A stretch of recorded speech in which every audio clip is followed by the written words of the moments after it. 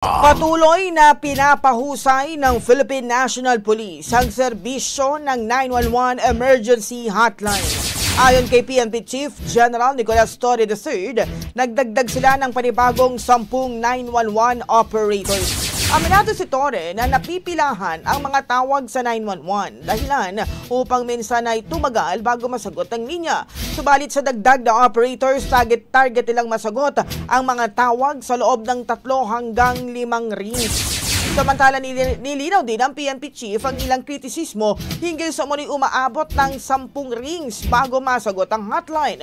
Ipinaliwanag niya na ang 10 rings ay katumbas ng 30 segundo dahil bawat rings ay 3 segundong tinatagal. Umaasa ang PNP na sa dagdag na tauhan ay mas mapabibilis ang pagtugon ng 911 operators sa mga tawag ng publiko para sa agarang tulong at aksyon.